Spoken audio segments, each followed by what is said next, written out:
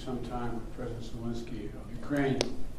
I told him, as I have each and every time we've spoken, the United States stands with the people of Ukraine, and as they bravely fight to defend their country, and they are doing that. And as Putin continues his merciless assault, the United States and our allies and partners continue to work in lockstep to ramp up the economic pressures on Putin and to further isolate Russia in the global stage.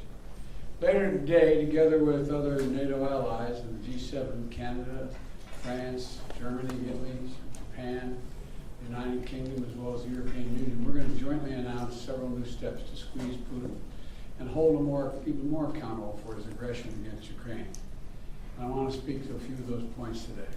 First, each of our nations is going to take steps to deny most favored nation status to Russia. A most favored nation status designation means two countries have agreed to trade with each other under the best possible terms.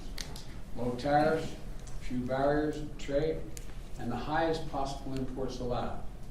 In the United States, we call this permanent normal trade relations, PNTR. It's the same thing.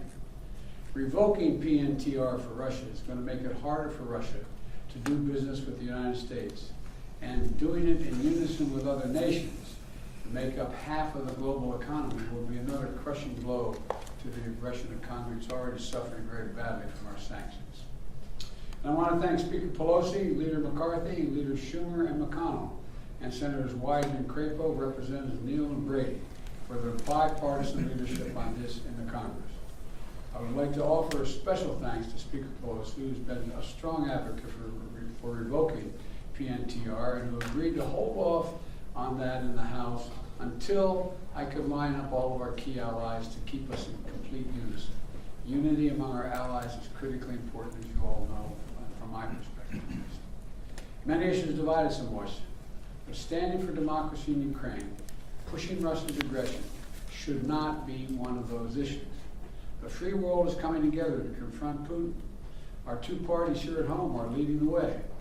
With that bipartisan cooperation, I'm looking forward to signing into law the bill revoking PNTR, which is, again, most people think of it as most favored nation status. We're also taking a further step of banning imports of goods from several signature sectors of the Russian economy, including seafood, vodka, and diamonds. And we're going to continue to squeeze Putin. The G7 will seek to deny Russia the ability to borrow from leading multinational institutions, such as the International Monetary Fund and the World Bank. Putin is an aggressor. He is the aggressor. Putin must pay the price. He cannot pursue a war that threatens the very foundations, which he's doing, the very foundations of international peace and stability, and then ask for financial help from the international community. The G7 is also stepping up pressure on corrupt Russian billionaires. We're adding new names to the list of oligarchs and their families that we're targeting. And we're increasing coordination among the G7 countries to target and capture their ill-begotten gains. They support Putin. They steal from the Russian people. And they seek to hide their money in our countries. They're part of that kleptocracy that exists in Moscow. They must share in the pain of these sanctions. And while we're going after these super yachts and vacation homes for hundreds of millions of dollars, we're also going to make it harder for them to buy high-end products manufactured in our country. We're banning the export of luxury goods to Russia. They're also the latest steps we're taking, but they're not the last steps we're going to take. And as I said, at the beginning of all these steps, we're going to hit Putin harder because the United States and our closest allies and partners are acting in unison. The totality of our sanctions and export control is crushing the Russian economy. The ruble has lost more than half its value. They tell me it takes about 200 rubles equal $1 these days. Moscow Stock Exchange has been closed for 2 weeks because they know the moment it opens it will probably collapse. Credit rating agencies have downgraded Russia's government to junk status. Its economy to junk status. The list of businesses, international corporations leaving Russia is growing by the day. We're also continuing to close corporations with allies and partners to make sure that the close cooperation we continue to have, the Ukrainian people are able to defend their own nation. The United States has sent more than $1 billion in security assistance to Ukraine over the last year, including anti-armor and anti-air capabilities, taking out tanks and planes and helicopters, with new shipments arriving every day. We, the United States, are also facilitating significant shipments of security assistance from our allies and partners to Ukraine.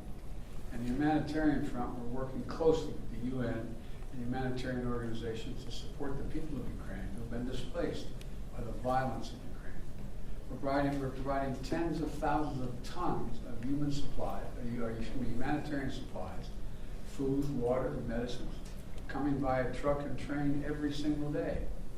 Yesterday in Poland, Vice President Harris announced an additional $53 million in additional humanitarian support to Ukraine. That brings the total humanitarian assistance to $107 million in just 2 weeks. We've joined this effort with more than 30 other countries who are providing hundreds of millions more. And last night, with a great credit to Congress, passed a bipartisan spending bill that included an additional $13.6 billion in new assistance to the Ukrainian people. I look forward to signing that immediately. I also want to be clear, though. We will make sure Ukraine has weapons to defend against the invading Russian force. We will send money, food, and aid to save the Ukrainian people. And I will welcome the Ukrainian refugees. We should welcome them here with open arms if they need access. And we're going to provide more support for Ukraine. We're going to continue to stand together with our allies in Europe and send unmistakable message. We'll defend every single inch of NATO territory with the full might of the united and galvanized NATO. We will not fight a war against Russia in Ukraine. Direct confrontation between NATO and Russia is World War III, something we must strive to prevent. But we already know Putin's war against Ukraine will never be a victory. He hoped to dominate Ukraine without a fight. He failed. He hoped to fracture European resolve. He failed. He hoped to weaken the transatlantic alliance. He failed. He hoped to split apart American democracies in terms of our positions. He failed. The American people are united. The world is united. And we stand with the people of Ukraine.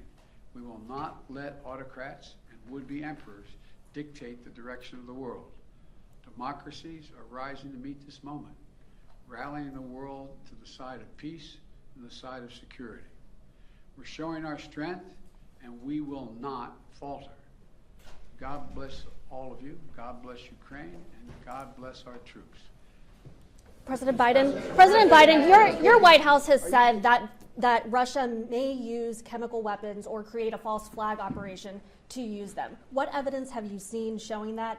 And would the U.S. have a military response if Putin does launch a chemical weapons attack? I'm not going to speak about the intelligence, but Russia would pay a severe price if they use chemical weapons. Would the U.S. send troops in? Defending the federal gas tax? Will this make Putin stop his war?